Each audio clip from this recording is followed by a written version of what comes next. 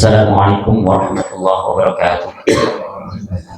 Innal hamdalillah nahmaduhu wa nasta'inuhu wa nastaghfiruh wa na'udzu billahi min shururi anfusina wa min sayyiati a'malina. May yahdihillahu fala mudilla lahu wa may yudlil fala hadiya lahu. Wa asyhadu an la ilaha illallah wahdahu la syarika lahu wa asyhadu anna Muhammadan 'abduhu wa rasuluh. Allahumma shalli 'ala Muhammad wa 'ala ali Muhammad kama shallaita 'ala Ibrahim wa 'ala ali Ibrahim innaka Hamidum Majid. Wa barik 'ala Muhammad wa 'ala ali Muhammad kama barakta 'ala Ibrahim wa 'ala ali Ibrahim innaka Hamidum Majid. Jamaah rahimakumullah. Alhamdulillah pada pagi hari ini, subuh hari ini, kita dipertemukan lagi oleh Allah Subhanahu wa taala di tempat yang mulia ini, di Mushola Al-Kautsar. Pertemuan dalam ketaatan kepada Allah, kita menjalankan sholat subuh berjamaah, dan insya Allah akan kita lanjutkan dengan thalabul ilmi. Kita mempelajari agama Islam ini, dan ini adalah dalam rangka bentuk syukur kita kepada Allah Subhanahu wa taala. Jadi ketika Allah telah memberikan kenikmatan berupa hidayah iman Islam, maka harus disyukuri.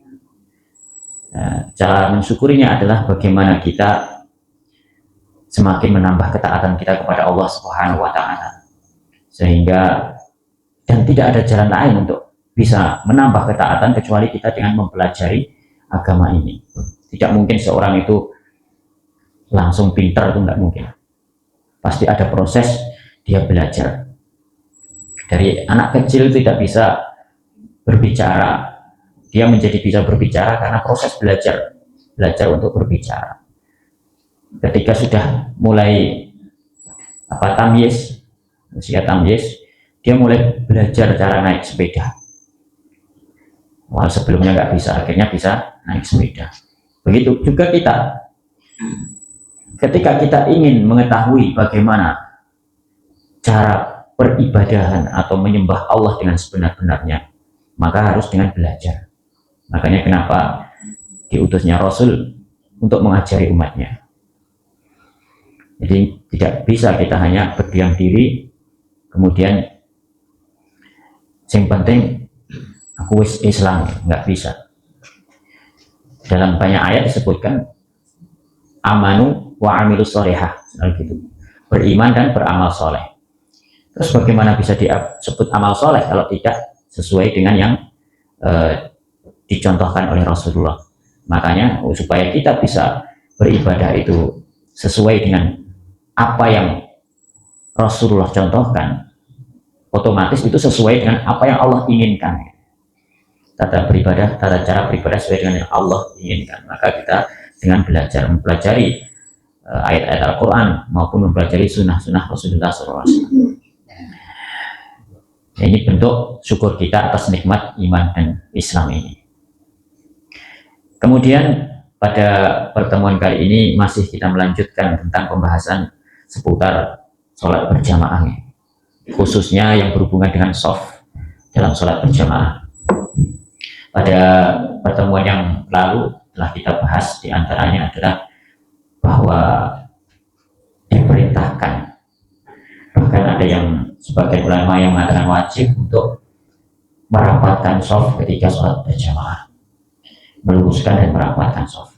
Dan tata cara yang paling pas adalah kaki itu diluruskan, mata kakinya, mata kaki letaknya di tengah-tengah, kemudian juga pundak. Nah itu kan, kalau meluruskannya lewat ujung jari kaki, maka nanti malah tidak lurus, karena ada yang jarinya panjang, ada yang kakinya, telapak kakinya panjang, ada yang pendek. Nah, kalau urutannya sesuai dengan jari kakinya, nanti malah tidak lurus. Atau dengan pundak satu dengan sebelahnya diluruskan. Kemudian juga disebutkan bahwa jika makmum itu cuma satu orang, maka di sebelah kanan imam lurus, nggak mundur ke belakang, nggak mundur sedikit tapi lurus. Nanti dalam pembahasan kali ini juga dipertegas lagi dengan hadisnya. Dan juga dicontohkan oleh Rasulullah bahwa sebagai seorang imam ketika memulai sholat berjamaah maka menghadap ke makmum dahulu. Itu yang dicontohkan Rasulullah, menghadap ke makmum kemudian memerintahkan untuk meluruskan dan merapatkan barisan.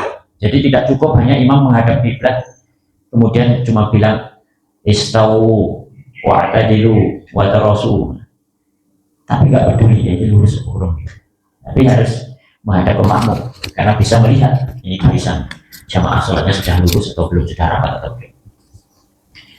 Karena disebutkan kemarin di antara hikmahnya lurus dan rapatnya barisan adalah supaya menutup celah-celah setan itu tidak bisa mengganggu sholat kita di antara celah-celah barisan yang renggang.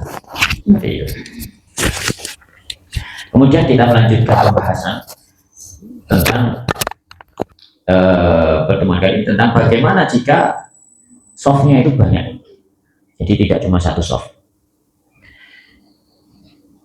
Kalau softnya banyak, maka yang harus dilakukan yang pertama adalah muhadzatu wa tarasu fi soft, yaitu sejajar dan saling dekat di antara soft. Wasadul farj, dan menutup celah. Nah, ini sudah disebutkan pada pertemuan yang lalu. Jadi jangan sampai terbuka celah. Harus rapat. Kemudian juga yang kedua adalah ikmalul awal fal awal, menyempurnakan awal dari awal kemudian dilanjutkan seterusnya. Jadi misalnya barisannya itu soft pertama itu masih longgar, jangan membuat soft lagi. Jangan membuat soft lagi. Jadi harus disempurnakan barisan atau soft pertama. Setelah sempurna seluruhnya baru membuat soft kedua. Dan perintahnya untuk rapat dan lurus. Jadi ada di sebagian masjid itu sholat berjamaah, soft depan belum penuh, itu sudah buat lagi di belakang. Bahkan dibuat di belakang pun mencar-mencar, enak si pojokan. Jadi barisannya banyak sekali lubangnya. Nah, ini kurang tepat, menyelisih sunnah, menyelisih yang diajarkan Rasulullah. Jadi harus rapat seperti bangunan nih, bangunan yang kokoh seperti batu bata itu kalau disusun rapat itu temboknya kuat. Coba kalau disusun sini saat derek, ambruk itu enggak.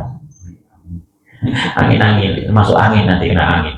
Kalau temboknya rapat kan tidak bisa kuat. Jadi seperti itu. Ini sebagaimana dalilnya yang disebutkan oleh Rasulullah SAW yang diriwayatkan dari Samurah radhiyallahu anhu, kharaja ilaina Rasulullah sallallahu alaihi wasallam. Rasulullah sallallahu alaihi wasallam keluar kepada kami, maksudnya untuk mengimami sholat berjamaah. Faqal ala tasufuna kama tasuful malaikah. Tidakkah kamu mau melakukan softmu atau bersoft sebagaimana softnya para malaikat inda rabbih, di sisi Allah, di sisi Tuhan mereka. Qalu, para sahabat bertanya, wa kaifa tasaffu bil malaikatu inda rabbih? Bagaimana softnya para malaikat di sisi Allah ya Rasulullah? Qala yatimuna as-saffal awwal summa tarasuna fi saffi. Mereka menyempurnakan soft yang pertama kemudian merapatkan dengan diikuti soft yang lain. Seperti itu. Jadi soft pertama penuh, kemudian soft yang kedua, dan jangan sampai jaraknya antara soft yang pertama dan soft kedua terlalu jauh, tapi secukup ketika dia sholat sujud itu tidak nyundul ketika sujud. Jadi misalnya kayak sini sudah ada karpetnya, ya satu deret itu satu soft, kemudian yang kedua ini jangan sampai sini terus diliwati satu deret karpet ini ke belakang, terlalu jauh. Itu berarti tidak tidak mendekat. Kemudian juga hadis dari Anas bin Malik radhiyallahu anhu, anna Rasulullah sallallahu alaihi wasallam qala, Rasulullah sallallahu alaihi wasallam bersabda, "Atimus shaffa al-awwal, atimu shaf al-awwal thumma alladhi yalihi fa in kana naqsun fala yakun fi shafil akhir. Sempurnakan shaf awal, kemudian ikuti berikutnya. Fa in kana naqsun, kalau seandainya shafnya itu nggak bisa sempurna, jadi maksudnya ada kekurangan, nggak bisa penuh satu shaf, fal yakun fi shafil akhir, jadikan yang paling belakang. Jadi yang paling belakang paling sedikit. Jadi pernah barisan depan shaf pertama itu dipenuhi dulu, kemudian kedua, dan nanti kalau ada kurang yang belakang. Jangan sampai dibalik, yang depan tidak penuh, yang belakang malah penuh. Nah itu kurang tepat, menyelisih sunnah Nabi Shallallahu Alaihi Wasallam. Kemudian selanjutnya adalah taqarrubu sufuf fi ma bainaha. Saling mendekat di antara shaf itu. Jadi shaf pertama, shaf kedua itu jangan terlalu jaraknya terlalu jauh. Jadi secukupnya tadi seperti yang saya sebutkan tadi, yaitu secukup ketika dia sujud. Juga jangan terlalu dekat. Nanti kalau terlalu dekat sujudnya buatan nyaman, nongokok. Ini ukuran karpetnya ini kan pas. Kecuali yang orang yang tinggi banget, tapi ukuran orang Indonesia pas nih. Karpetnya ukuran ini nggak terlalu dekat dan juga nggak terlalu jauh. Karena dalilnya ada dari hadis Rasulullah SAW, juga diriwayatkan dari Anas bin Malik radhiyallahu anhu, anna Rasulullah SAW bahwa semuanya Rasulullah SAW bersabda, rasu sufufakum wa qaribu bainaha, rapatkan shaf-shaf kalian dan saling mendekatlah di antara shaf itu. Jadi antara shaf pertama kedua saling mendekat, jangan terlalu jauh jaraknya. Kemudian bagaimana jika di antara makmum itu ada anak kecil? Nah, ini juga hukum baru lagi. Jadi jika kumpul di antara makmum itu ada orang dewasa, ada anak kecil yang sudah mumayyiz, ya tentunya mumayyiz itu sudah mengetahui apa yang dia bicarakan, mengetahui ketika diajak bicara nyambung, kemudian ditanyakan ini benar salah, dia sedikitnya sudah paham. Itu namanya mumayyiz, sudah usia mumayyiz. Kalau batasan usia tertentu sebenarnya enggak ada, tapi umumnya usia 7 tahun itu sudah mumayyiz. Dan kalau sebelum itu kan nggak paham, balita itu nggak paham, diajak ngomong kadang nggak nyambung, diajak ngomong diceritakan apa yang dimimpinya, berarti nggak nyambung. Ini bagaimana jika seperti itu? Jadi ada jamaah orang dewasa dan anak kecil. Ini ada dua pendapat. Pendapat yang pertama adalah pendapat jumhur ulama.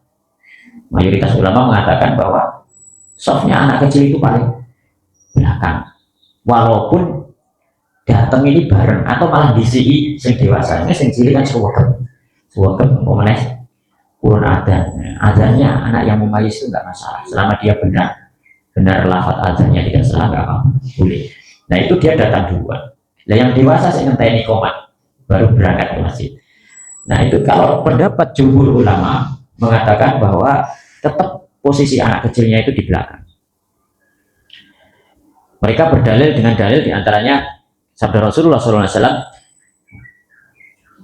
layalinni minkum ul ahlami wa nuha, hendaknya mendekat kepadaku di antara kalian orang yang pintar, ya, orang yang ahli ilmu.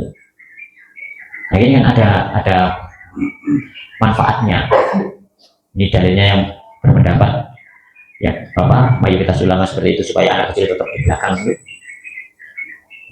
Kenapa? Karena kalau orang yang ahli ilmu atau yang paham masalah sholat maupun masalah bacaan sholat, bacaan Al-Quran di belakang imam, nanti bisa membantu imam.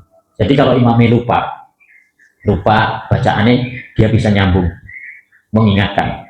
Kedua, kalau misalnya imam batal, dia paham apa yang harus saya lakukan. Kalau di belakang imam orang yang paham ilmu, dia akan tahu, oh imam batal, dia maju menggantikan. Tapi kalau yang di belakang imam orang yang kurang paham, ketika imamnya baca salah, lali, yang di belakang ya rapal, akhirnya menang semua. Nah, diam semua, akhirnya nggak ganti surat imam karena lupa. Atau ketika batal, dia nggak paham, imamnya pergi itu aja karena batal kan, batal nggak boleh meneruskan sholat karena sholatnya nggak sah ketika batal. Makmumnya karena nggak paham fikih tentang sholat ini, yang makmumnya itu kan menang wae, bukan maju ya, malah melu bubar, batal imamnya batal tapi ayo nggak paham. Tapi kalau paham nggak kan, paham fikih sholat, dia menggantikan imam langsung melanjutkan apa sholatnya imam itu, nggak perlu memulai dari awal. Yang menyedihkan lagi kalau imamnya nggak paham fikih tentang sholat. Dulu ada pernah cerita di Jakarta itu ada kejadian seperti itu. Jadi imamnya itu kurang paham fikih sholat. Ketika batal itu malah ketawa menengok ke makmum, ya kurang batal itu. Saya makmumnya ketawa semua gitu ya. Jadi ya makmum pada sholat itu. Sebenarnya dia diam saja atau dia menarik salah satu makmum suruh maju depan untuk menggantikan dia. Seperti itu. Dan juga ada pernah kejadian juga ya. Imamnya membaca surat Al-Kafir lupa, wala antum a'biduna ma'bud wala ana a'budu ma'bud wala antum a'biduna ma'bud, ulang terus itu, bingung mau selesainya. Dan yang di belakang itu ada, yang di belakang makmum itu enggak mungkin yo belum begitu apa, akhirnya yang di belakang itu gini, laku disuruh laku di hukum yatim. Itu kan seperti itu. Kalau seandainya yang di belakang imamnya itu orangnya ya hafalannya juga hampir mirip imam, nanti bisa mengingatkan. Atau sebagai seorang imam juga harus melihat kondisi. Kalau misalnya di masjid yang kelihatannya banyak bukan lingkungan santri, ya nggak usah bacaannya senangan-aneh gitu. Kalau ikhlas gitu aja, ikhlas. Nanti kalau lari banyak yang ingatkan. Dan bacaannya Al-Baqarah tengah-tengah, orang itu ya bingung. Selain itu jamaah saya yang senang bacaan pendek, gitu. Bacaan panjang malah sampai sini buat juga terus. Seperti itu. Kita boleh membaca bacaan panjang itu kalau ketika kita sholat sunnah, sholat sendirian, itu nggak apa-apa membaca satu rakaat 1 juz bukan apa-apa. Kita kuat. Itu sholat sunnah, sholat sendirian. Tapi kalau berjamaah ya kita harus memperhatikan kondisi makmum juga. Ada yang sepuh, ada yang mungkin lagi sakit, atau ada yang ingin segera ada keperluan. Jadi harus kita lihat. Kulo ketawa mau betul. Nek ketawa kulo mungkin yang akan datang dari Anas. Cepat. Ini apa ini? Al-Kausar. Dan seperti itu. Jadi pendapat yang pertama tadi menyebutkan bahwa tetap walaupun datangnya dahulu anak kecil ini tetap ditaruh di belakang. Itu kalau pendapat mayoritas ulama. Namun ada pendapat kedua, yaitu kalau anak itu datang duluan maka dia berhak berada di saf depan karena itu hak dia, karena dia datang duluan. Ini pendapat kedua. Dalilnya apa? Dalilnya hadis dari Ibnu Umar radhiyallahu anhu qala naha Nabi sallallahu alaihi wasallam ayyuqima rajulu akhahu min maq'adihi wa yajlisu fihi. Bahwa Nabi sallallahu alaihi wasallam melarang seseorang menyuruh saudara itu pergi atau pindah dari tempat duduknya kemudian dia menduduki tempat itu. Jadi misalnya nyata ngomong pindah tanggul ini itu nggak boleh. Salah satu ayat mending itu nggak boleh. Nah, ini dilarang oleh Rasulullah SAW. Karena siapa yang dahuluan dia yang berhak atas tempat itu. Makanya nggak boleh kita itu kalau di masjid itu misalnya Jumat tuh wis tak kafling di tempat di pojokan kanan itu nggak boleh. Dipasangi saja kan. Itu kok ini sangat ada. Esok istiqomah dipasang saja dan tekannya apa? Tidak boleh. Kalau memang dia punya tempat yang paling depan, ya udah berangkat dahulu Pak. Bersubuh langsung budal di masjid. Jumatan. Itulah Quran ngendi. Pengewangi ngepel masjid ini.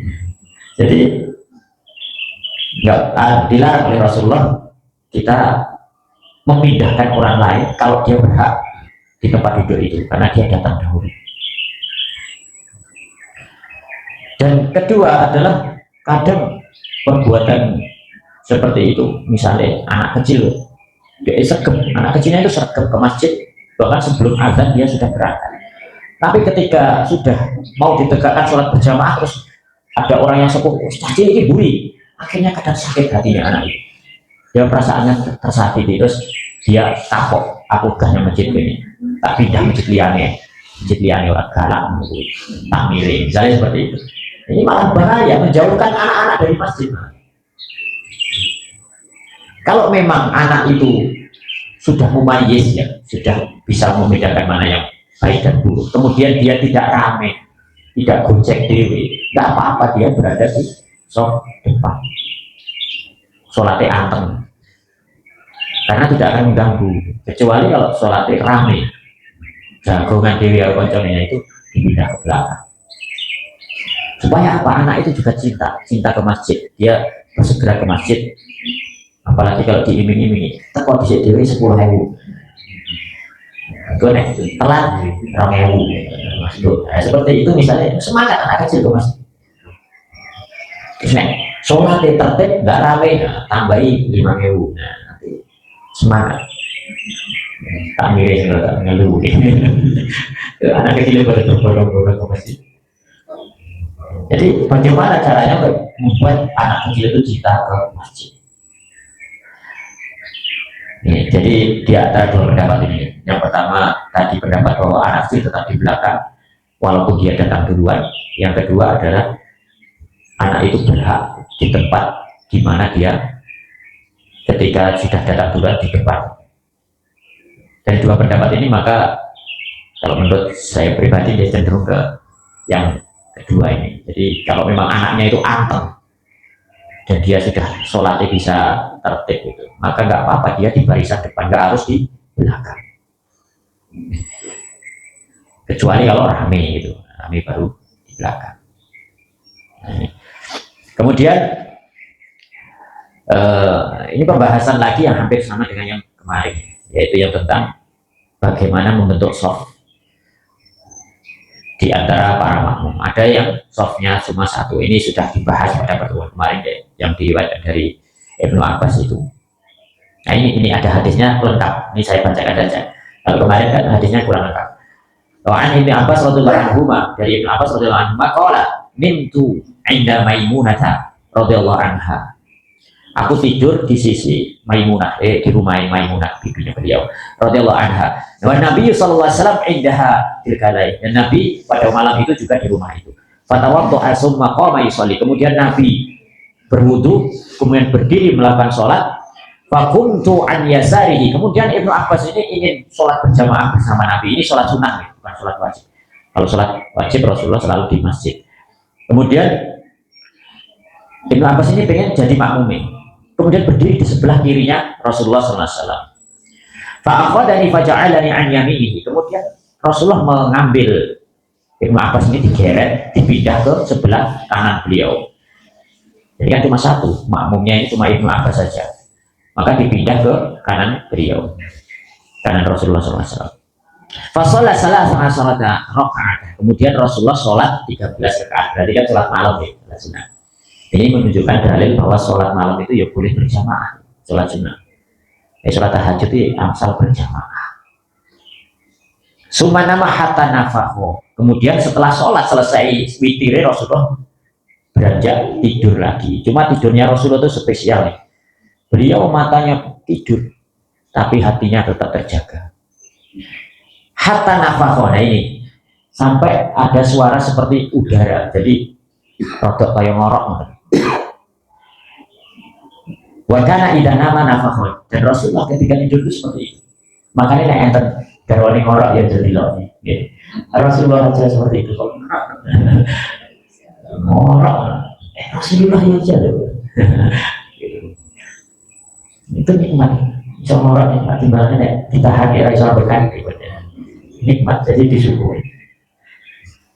Suma ada muadzin, kemudian datang muadzin untuk sholat subuh. Fakharaja fasalla wa lam yatawadda, kemudian Rasulullah keluar ke masjid untuk sholat subuh tanpa berwudu. Nah ini menunjukkan Rasulullah itu meskipun matanya terpejam tidur, tapi hatinya itu tidak tidur. Karena apa? Beliau tidak berwudu lagi ketika sholat.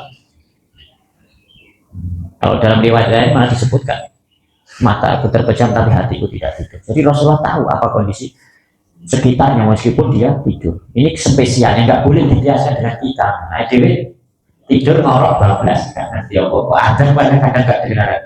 Jadi nggak boleh dibiasakan. Ini spesial Rasul. Kalau kita tidur ya batal kita. Karena kita nggak tahu kondisi kita ketika tidur. Kita tidur berwudu. Jadi nggak boleh hadis ini dipakai dalil tidur itu tidak membatalkan wudu, nggak boleh. Karena ada dalil yang mengatakan bahwa tidur itu membatalkan wudu. Nah ini kan spesial, kekhususan Rasulullah. Jadi Rasulullah memiliki hal-hal yang khusus yang tidak bisa diikuti oleh umatnya. Contohnya Rasulullah boleh puasa wisol terus sampai menjelang sahur puasa lagi, berbuka. Kemudian Rasulullah juga boleh menikah lebih dari 4. Nah, ini spesial, nggak boleh. Yang khusus bagi Rasulullah diikuti oleh umatnya. Nanti terus melu-melu keluaran, nggak boleh. Ada kekhususan yang hanya diberikan bagi Rasulullah. Ini. Kemudian juga dalil dari Jabir bin Abdullah radhiyallahu anhu, qala qama Rasulullah sallallahu alaihi wasallam yusalli fa ji'tu fa qumtu an yasarihi fa akhadha bi yadi fa adarani hatta aqamani an yaminihi. Summa ja'a Jabbar bin Sakhr fa akhadha bi aydina jami'an fa dafa'ana hatta aqamana khalfahu. Jadi ketika Jabir bin Abdullah sholat dan Rasulullah sholat sunnah sendirian, kemudian datang Jabir berdiri sebelah kirinya, kemudian oleh Rasulullah ditarik, dia arahkan sebelah kanan. Jadi kalau cuma satu makmum itu sebelah kanannya, kanan imam, dan itu lurus. Datang lagi Jabbar bin Sakhr, dia datang karpet berdiri sebelah kiri, tapi ketika itu langsung didorong oleh Rasulullah ke belakang. Jadi dua-duanya disuruh di belakang Rasulullah. Nah ini sebagai dalil kalau jamaah lebih dari satu, makmumnya itu berdirinya di belakang, bukan di kanan sama kiri. Terus satu di kanan, satu di kiri, enggak, tapi di belakang. Ini dalilnya seperti itu. Nah kalau ada wanita yang laki-laki cuma satu, gimana? Nah ini ada dalil juga yang dari Anas bin Malik. Anna Rasulullah sallallahu alaihi wasallam sholat bihi babi ummihi wa awqalatihi. Qala fa aqamani an yaminihi wa aqama al-mar'a khalfah. Rasulullah sholat, kemudian Anas bin Malik menjadi makmumnya, satu orang Anas. Maka Rasulullah menyuruhnya berdiri di sebelah kanannya, jejer imam. Kemudian bibinya Anas atau ibunya, disebutkan bibi atau ibu, itu berdiri di belakang. Jadi tetap kalau makmumnya satu laki-laki dan satu perempuan tetap di belakang, laki-lakinya di samping kanannya. Jadi tidak di belakangnya, laki-laki ini tidak di belakang imam. Kalau cuma satu makmum laki-laki, tetap di sebelah kanannya sejajar dan perempuannya di belakang. Bukan di belakang imam terus perempuannya lalu di belakangnya, enggak. Jejer itu tidak boleh di belakang perempuan. So yang baik perempuan itu yang paling belakang. Seperti itu. Ini jika makmum satu orang, dan juga kalau tadi disebutkan jika makmumnya lebih dari satu orang, maka semuanya di belakang imam. Mungkin ini ya yang kita kasih pada pertemuan pagi hari ini. Mudah-mudahan menambah keilmuan kita dan kita berusaha untuk mengamalkannya, dan semoga hadir kita di majelis ini sebagai wasilah Allah ampuni dosa-dosa kita dan Allah angkat derajat kita, dan semoga kita kelak semua dimatikan dalam keadaan husnul khotimah, dan semoga kita yang berkumpul di majelis ini kelak juga dikumpulkan oleh Allah di surganya yang paling tinggi, surga Firdaus. Amin ya rabbal alamin. Monggo kita tutup dengan doa kafaratul majelis. Subhanallah. Wallahu ta'ala. Assalamualaikum warahmatullahi wabarakatuh.